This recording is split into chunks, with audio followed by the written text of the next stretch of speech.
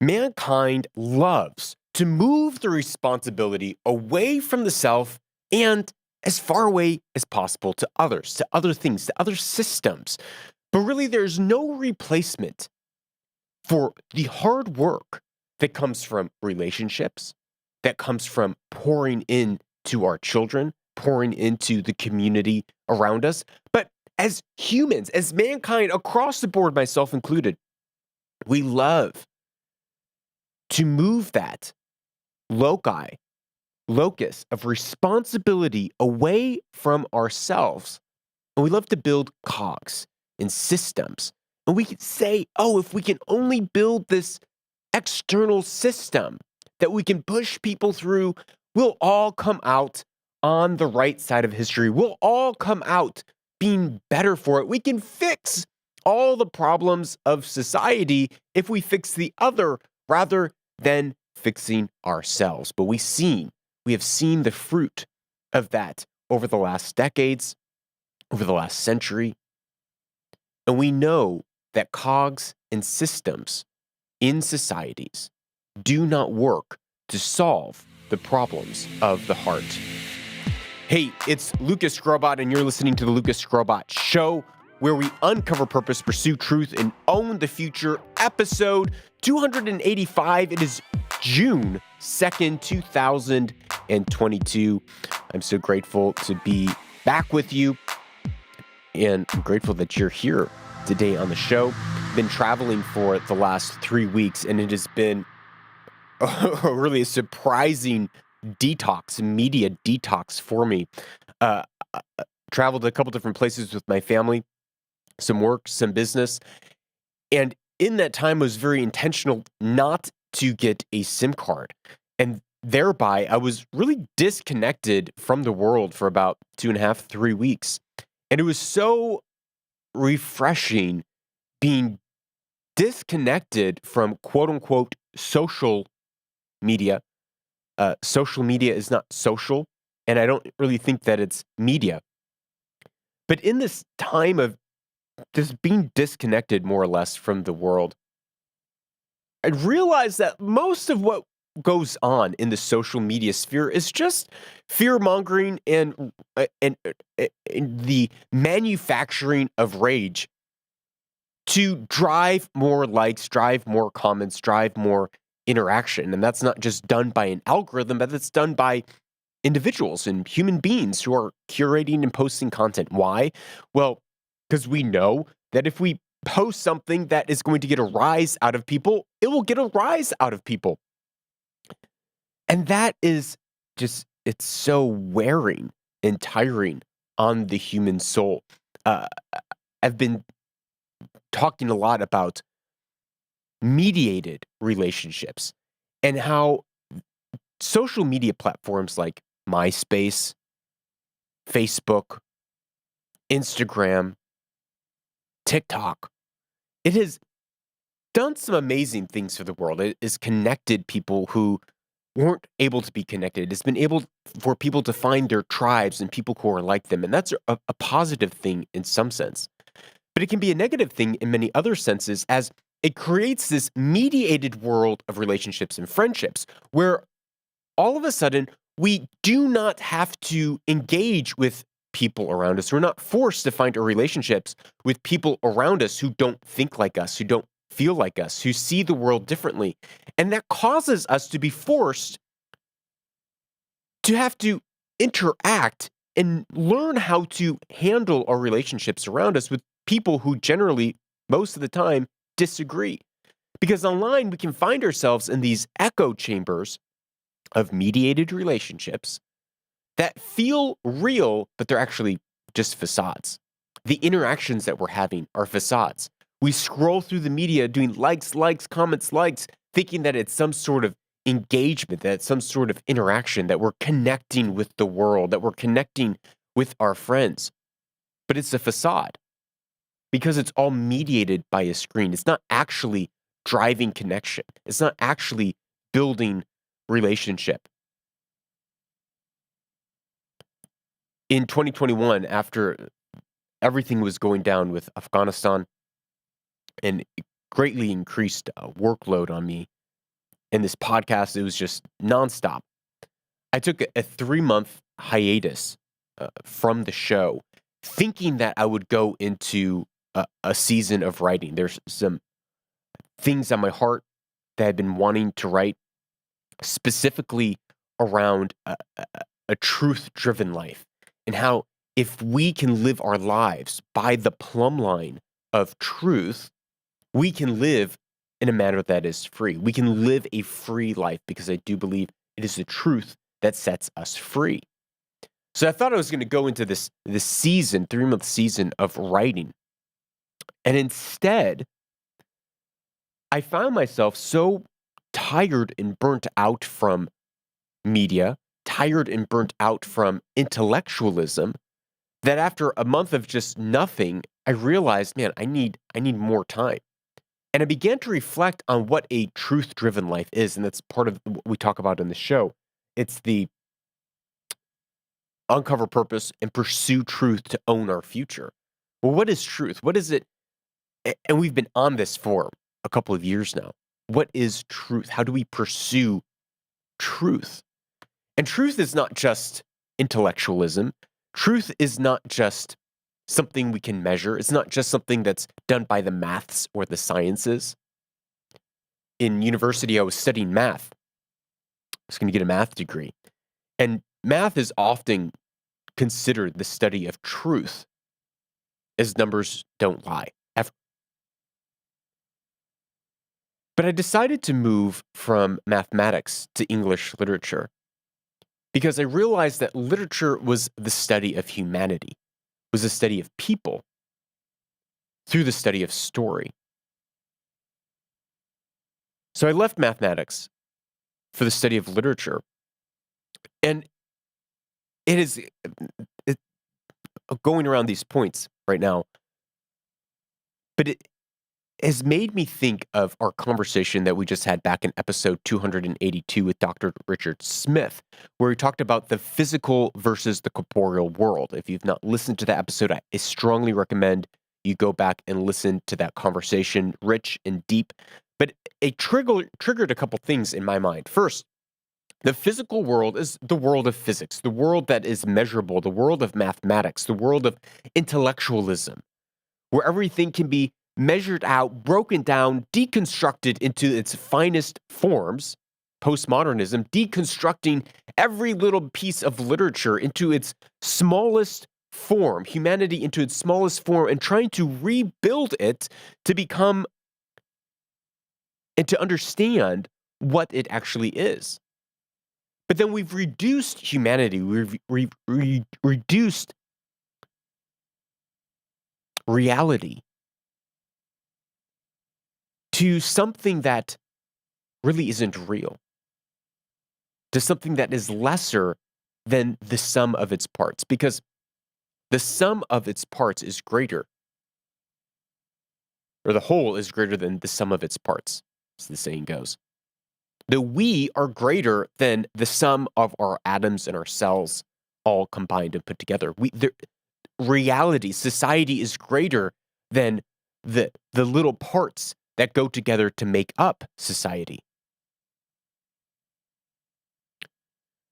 And so I've been thinking about this physical world, and the physical world is the world of physics, the world of science, the world of mathematics, the world of intellectualism, the world of knowing truth from an intellectual standpoint, from a standpoint that says, this is what is factual, and what is factual is true, and therefore only the facts make up what is true.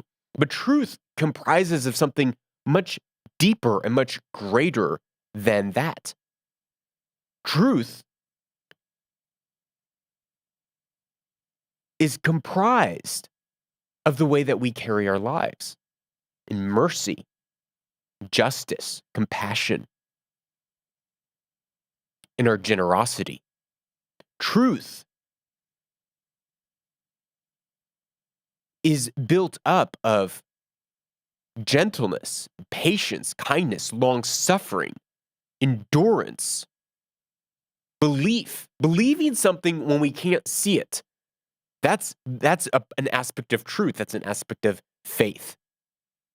That even when everything is pointing in the opposite direction, having hope, that is an aspect of living a life filled with truth. These are things that are very immeasurable. How do you measure compassion? How do you measure the depth of a relationship that you have with friends or your spouse or your kids? How do you measure the emotion that you feel from a hug? These intangible things like work or play, like playing with your kids, this is part of living a life of truth because it goes far beyond just an intellectual understanding and things that we intellectually believe, but it's how do we walk out, how do we live out our lives in a manner that is right. Now, ultimately, truth is God. God is truth. And his precepts, his laws, his commandments, the way that he orders us to order our lives. This is if you want to be wealthy, successful, be steadfast, and not have emotions that are all over the board, this is how you ought to order your life. That is truth. God is truth. And with that comes freedom. Truth is a thing that sets us free. Living in light, living in honesty, living in transparency, having nothing hidden, that is something that sets us free. Not just, well, this is my intellectual worldview. Not just, well, this is my logical, rational argument of why A plus B must equal C. There's something greater than that that's taking place in our lives. There's something greater that is touching the very core of our hearts, the essence of our souls, and infills our spirit. That is truth, and that's not measurable. But as I took this break, I expected, as I said, to spend my time writing on the power of a truth-driven life, thinking of how there are some things that keep us from the field of truth and some things that lead us into the field of truth. For instance, something that keeps us from entering the field of truth. It would be unforgiveness. Unforgiveness, bitterness, anger, selfishness, jealousy, envy. These things keep us from the field of truth. And in that field of truth, we find life. Things that cause us to enter the field of truth would be forgiveness, turning the other cheek, generosity, purity, not just of physical body, but of thought, celebrating when our enemies have victories. These are things that lead us to the field of truth, and many of these things are not measurable. But as I took a step back from this mediated world of intellectualism, I was unexpectedly driven to open a bread company, to open a bakery. And in today's world, and maybe this isn't true, maybe this is just in my world, there are many jobs, blue-collar jobs, that are looked upon as something that is less than to be inspired for. Right now, the way the world is moving, it's office jobs, desk jobs. Those are the working with information, like we do here on the show. Those are ideals that are celebrated and put forward in the world as a way forward, as a way to be successful, working in tech and technology, and building apps or coding. But I have been unexpectedly driven to working with my hands. And I've realized that I've been missing a part in my life, a corporeal part, the part of working and moving things around in the physical world.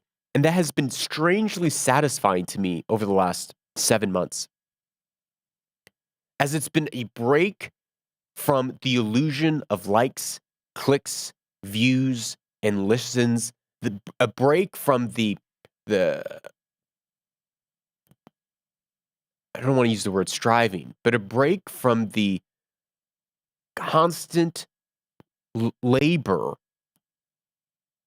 of discerning problems and discerning solutions and stories in an intellectual way on this show. That will still continue. We'll still be doing that. I love doing that. I love being here. I love, as I said, social media is not social, nor is it media. What do I mean by that?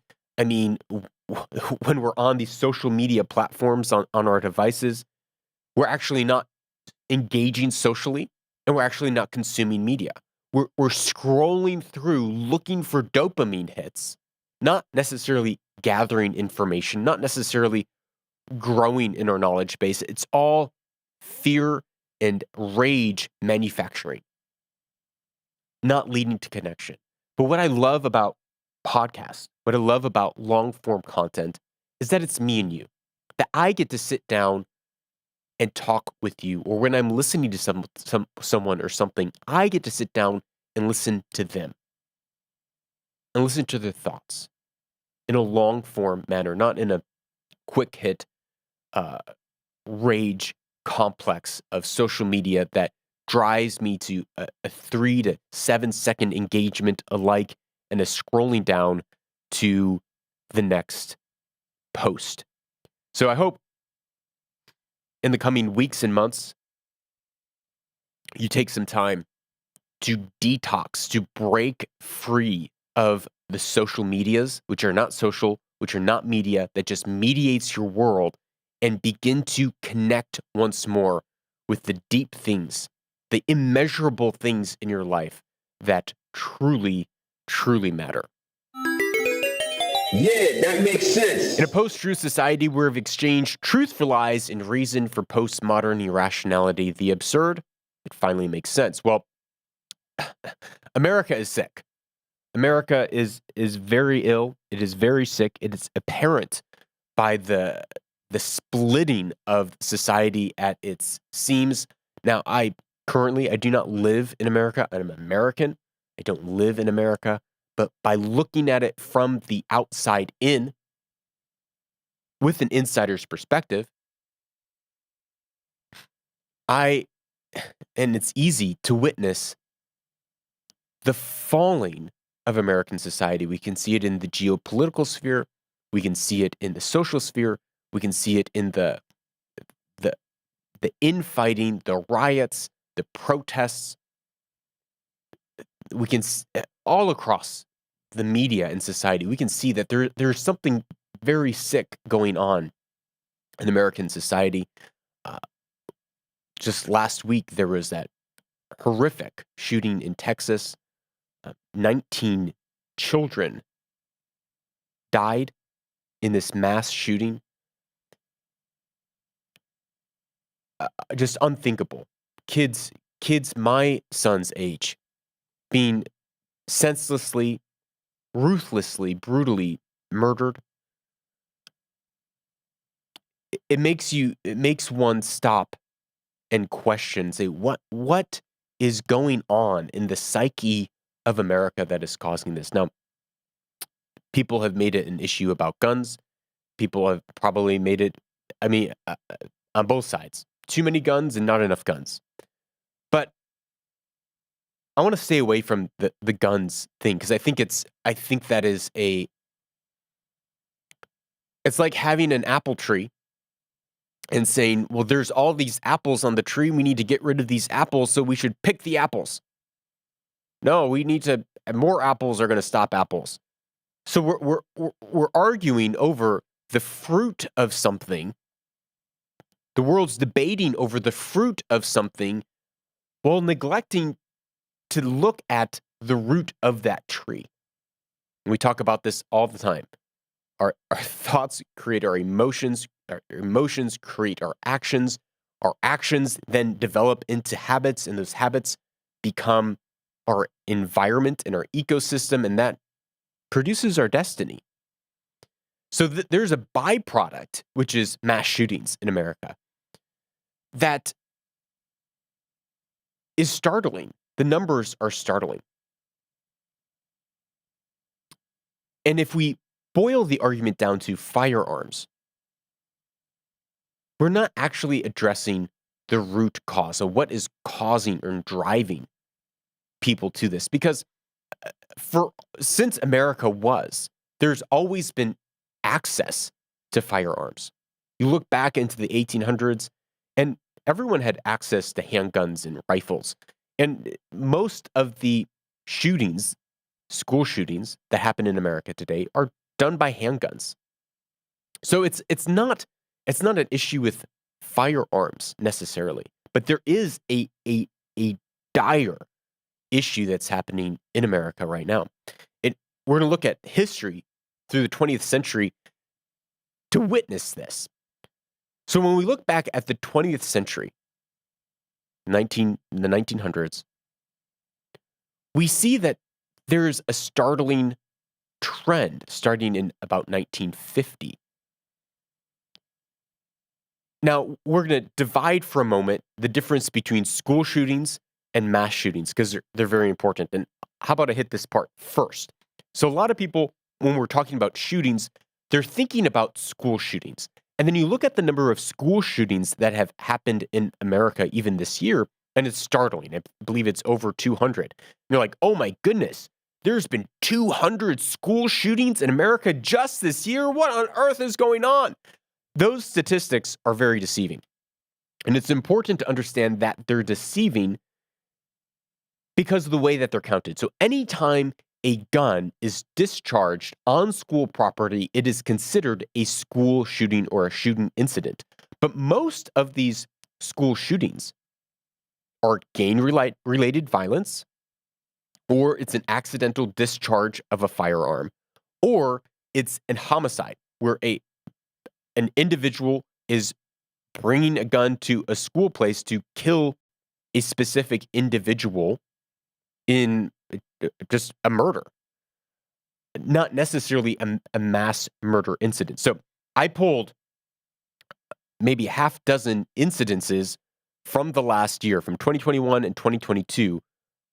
This is from Wikipedia on examples of school shootings in America, just to give us an idea of when you see this huge number of school shootings, what does this number actually mean? So, first one, December 8th, 2021, Kansas City, Missouri.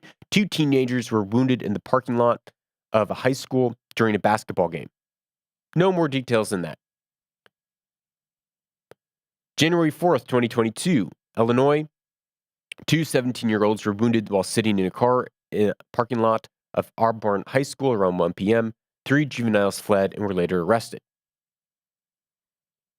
January 2022, North Carolina. Unknown individual discharged a gun in a dorm room. No injuries were reported.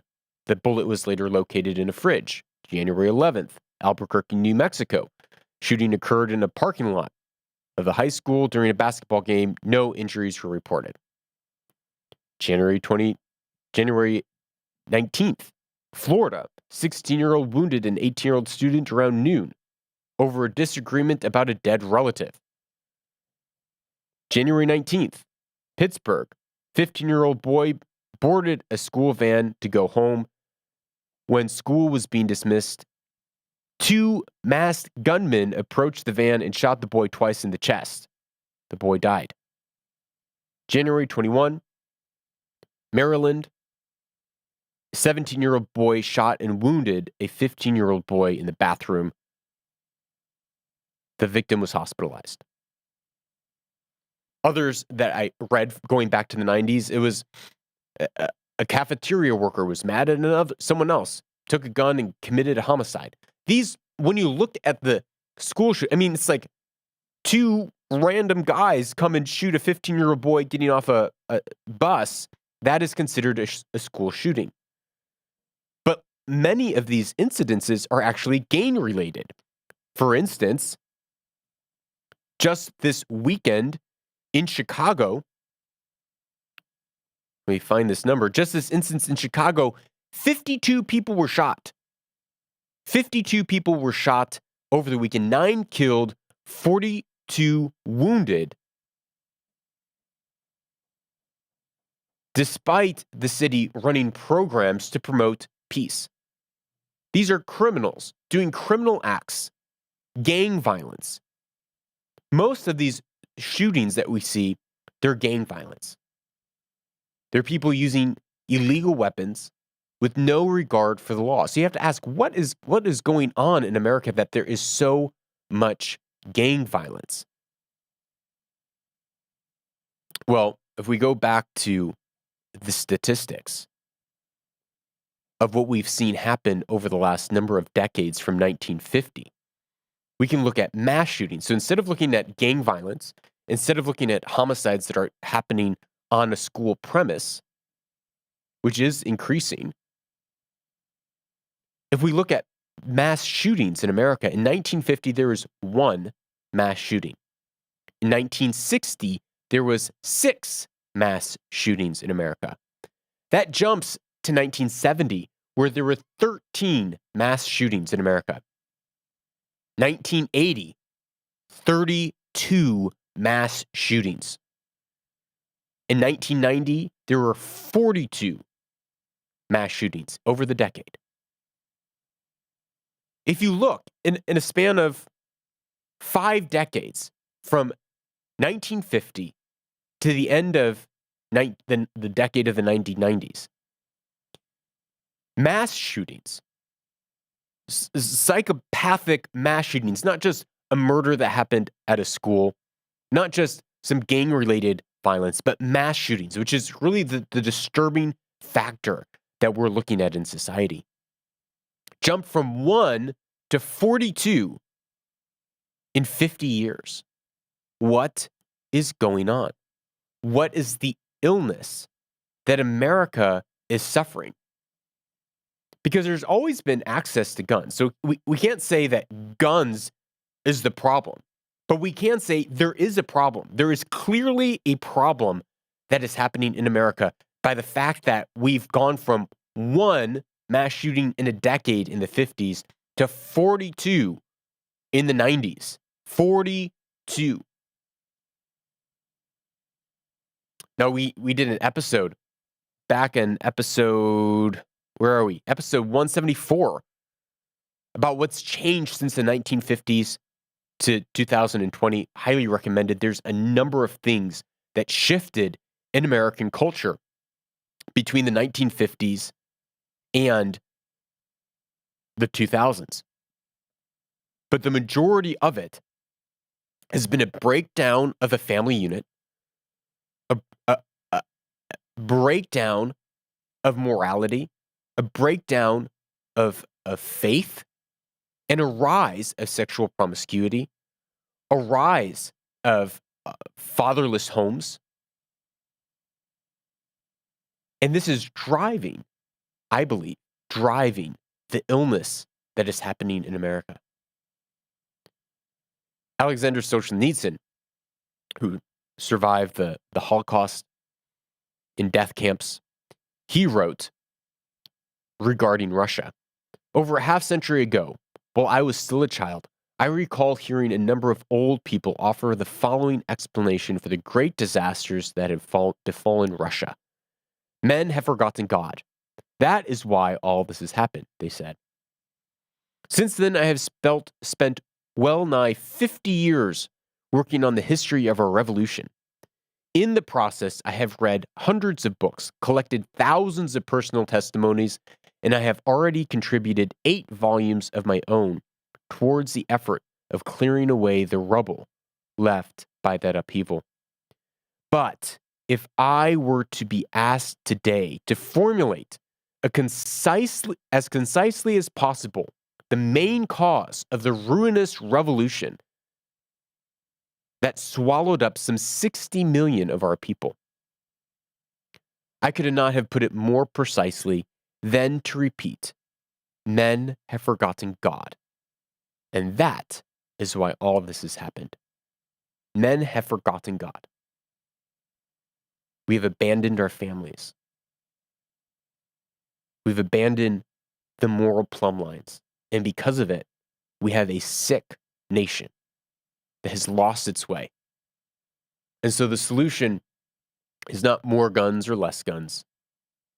The solution is repairing the walls that have been broken down, repairing our family, repairing our relationships, and being ones who realize we can't fix all of society, but we can raise up a standard in our own family, in our own life, and take responsibility to put the loci of responsibility on ourselves rather than blaming other people and trying to create cogs and systems to fix something that can only be fixed through healthy relationships in the family and through believing and following and obeying a moral, upright, and just God.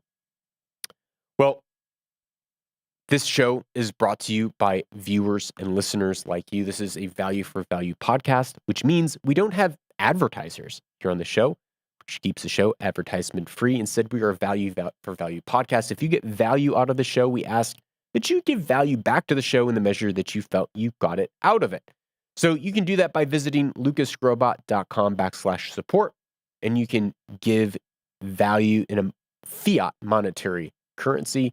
Or if you're into Bitcoin, which has fallen significantly over the last number of months, you can listen on a Podcasting 2.0 certified app, and you can stream Satoshis as you listen. Don't go away. We'll be right back with our closing Weaver and Loom segment.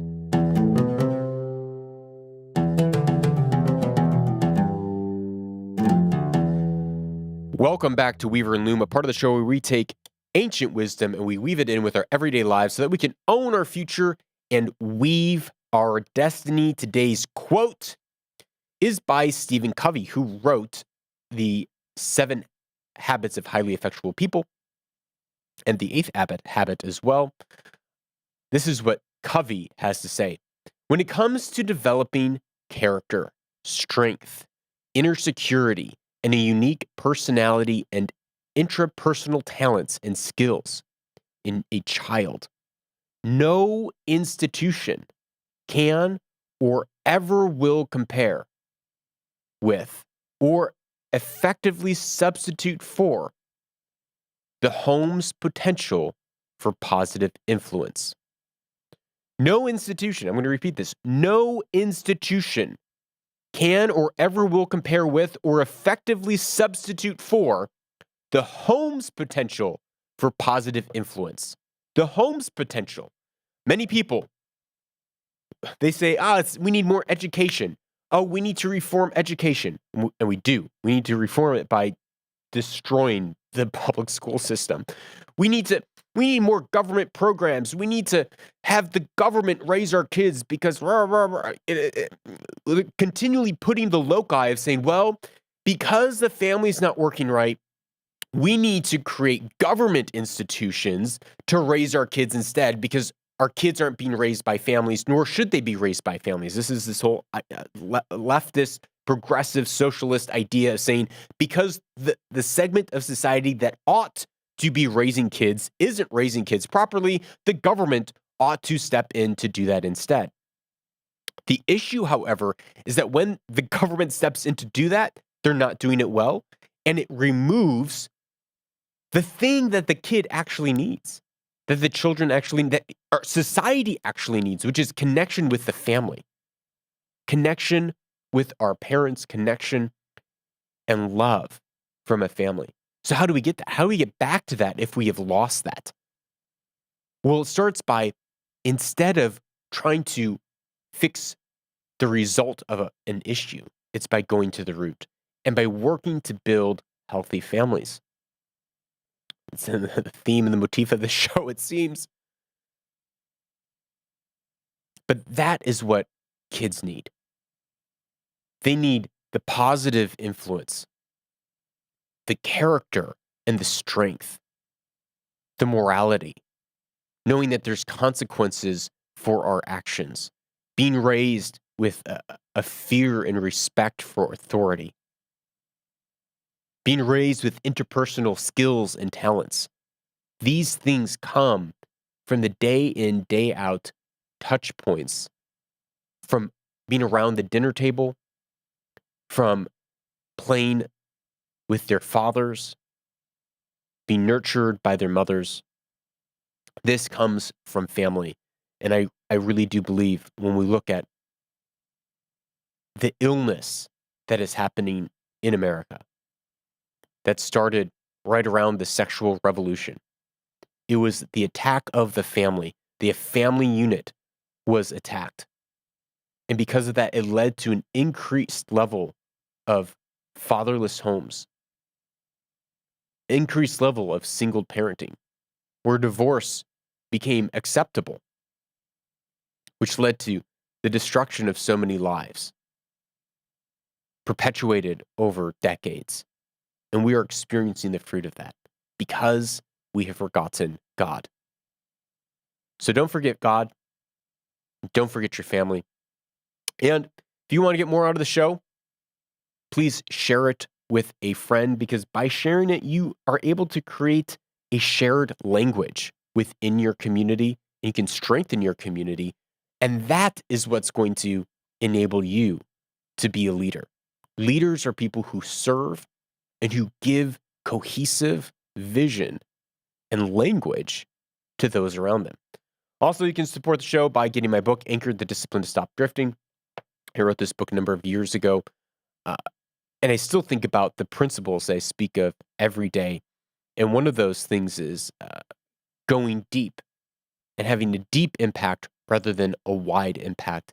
And I would encourage you to have a deep impact with your family, even this week. Well, that's all for today's episode. If you have any questions, you can WhatsApp me at +1 202 922 0220. And if your question's bad enough, I will answer it right here on the show. Until then, go out, pour into your family, live in the real corporeal world, and own your future.